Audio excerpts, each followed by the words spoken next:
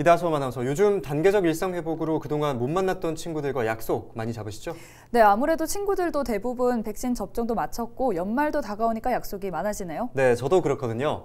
그런데 백신 접종률이 높아지고 치료제도 나온다는 소식이 전해지면서 약간의 심리 방역이 흔들리는 건 아닌가 이런 생각도 듭니다. 네, 실제 질병관리청 발표를 보면 11일 0시 기준 위중증 환자가 500명에 육박하고 확진자는 2,300명을 넘어서면서 안심할 수는 없는 상황이라고 했답니다. 네, 주말을 맞아 더욱 느슨해지기 쉬운 게 바로 개인 방역인데요. 마스크 쓰기와 손 씻기만큼은 철저하게 지키는 게 일상 회복을 더 앞당길 수 있을 것으로 보입니다. 조금만 더 힘내시길 바라면서 첫 소식 전해드립니다. 대학 수학 능력 시험이 일주일이 채 남지 않았습니다.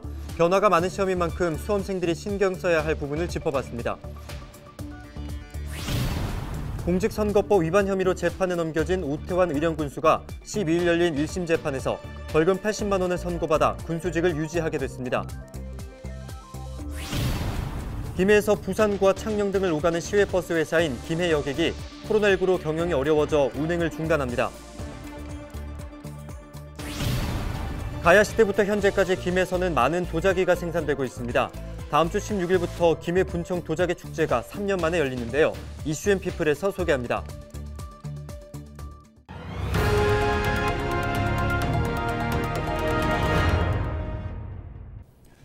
대학 수학 능력 시험이 일주일이 채 남지 않았습니다. 올해 수능은 코로나19 상황 속에서 치러지는 두 번째 수능이자 문이과 통합 첫 수능이기도 한데요. 이런저런 변화도 많아서 수험생들이 신경 쓸 부분이 많습니다. 권정수 기자가 짚어드립니다. 올해 수능일은 오는 18일. 수험표를 받고 시험장 위치 등을 확인하는 예비 소집은 전날인 17일입니다. 이 수험표, 수험생이 자가격리나 확진 상태라면 직계가족이나 관계를 증명할 수 있는 사람이 대리 수령할 수 있습니다. 수능 시험장 입실 시간은 오전 8시 10분까지입니다. 모든 수험생은 마스크를 착용해야 하고 신분을 확인할 때에는 마스크를 내려 협조해야 합니다. 본인 확인을 위한 신분증과 수험표 꼭 챙겨야 하는데 수험표를 잃어버렸더라도 재발급 가능합니다. 응시원서와 같은 사진 한 장을 가지고 시험 당일 오전 7시 30분까지 시험관리본부에 신고하면 재발급 받을 수 있습니다. 시험장에선 부정행위를 주의해야 합니다. 반입이 불가능한 물품 확인은 필수. 샤프와 사인펜은 지급되는 만큼 연필과 지우개, 샤프심, 수정 테이프와 도시락은 휴대할 수 있습니다. 하지만 휴대전화와 스마트기기 등 모든 전자기기는 반입할 수 없고 반입했다면 1교시 시작 전에 제출해야 합니다. 소지 사실이 적발되면 쉬는 시간이나 시험 시간에 상관없이 부정행위로 처리됩니다. 무엇보다 4교시 탐구 영역 시간은 마일 구간입니다. 다른 선택 과목 시험 문제를 풀다 부정행위 사례로 가장 많이 발생하는 만큼 신경 써야 합니다. 4교시 부정행위 발생이 좀 빈번한데 크게 어려울 거 없습니다. 그 방송 시나리오대로만 학생들이 움직이시면 전혀 어려움이 없을 것입니다. 휴대해서는 안 될 물품도 자세히 읽어보시고 수능 전날 수험표라든지 신분증, 마스크, 도시락 이런 부분은 꼭 챙기시고. 지난해 경남에서 적발된 수능 부정행위는 9건. 대부분 4교시 응시 요령과 반입금지 물품 위반인 만큼 수험생의 각별한 주의가 필요합니다. 헬로티비 뉴스 권정숙입니다. 네, 부산의 진산이라 불리는 금정산이 울긋불긋 가을빛으로 물들었습니다. 금정산 곳곳에서 만끽할 수 있는 가을의 정취, 안수민 기자가 전해드립니다. 단풍잎이 빨갛고 노랗게 물들었습니다. 가을비가 내리고 난 다음 날, 등산로에는 포근한 융단처럼 낙엽이 내려앉았습니다. 사시사철 옷을 갈아입으며 계절의 변화를 보여주는 금정산. 부쩍 쌀쌀해진 초겨울 날씨지만 가을 산행을 즐기려는 시민들의 발길이 이어집니다. 저는 등산하는 이유가 위에서 봤을 때 이제 풍경이나 이런 게 딱 뚫려 있는 이런 걸 좋아하는데 여기는 지금 사방이 다 뚫려 있어서 그 풍경, 배경, 뷰가 너무 좋은 것 같아요. 금정산 북문 일대입니다. 낙엽길을 따라가다 보면 지천으로 펼쳐진 억새를 만날 수 있습니다. 단풍처럼 화려하진 않지만 소박한 매력으로 출렁이는 억새도 가을의 진풍경을 연출합니다. 부산 어디서나 쉽게 찾을 수 있는 진산. 금정산에 오르는 일은 언제나 설렘으로 가득합니다. 능선을 타면서 이 부산시 전경이 다 보입니다.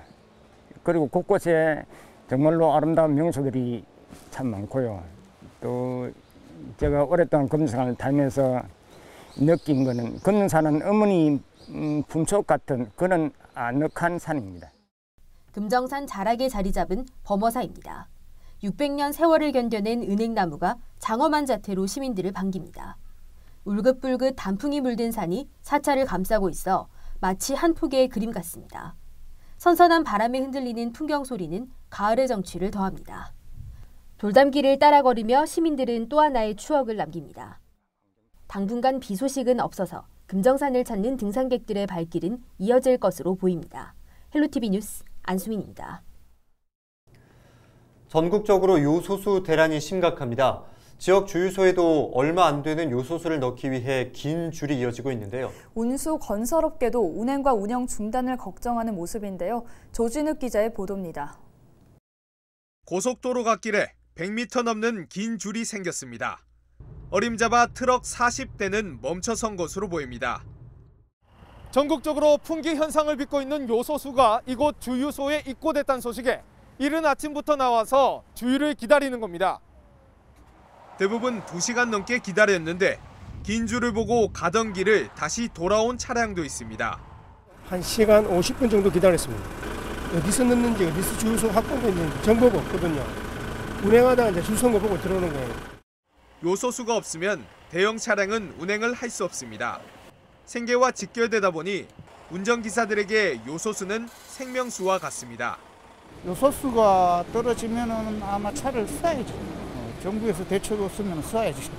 당장 세우면은 뭐 차 할부나 이런 게 다 문제는 되지만 어쩔 수 없는 거예요. 기존보다 가격은 높지만 지금은 없어서 못 살 정도입니다. 하나의 별따기.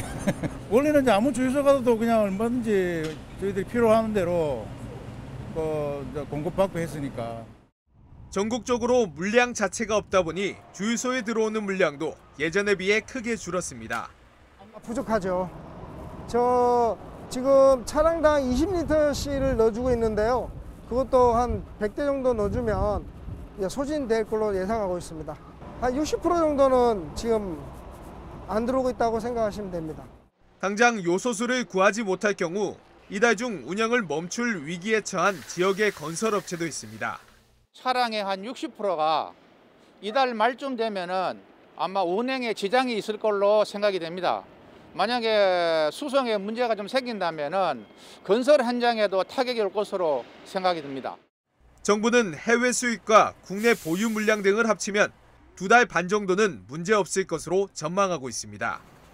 하지만 이는 단기적인 계획일 뿐이라 현장의 혼란은 계속될 것으로 보입니다. SCS 조준욱입니다.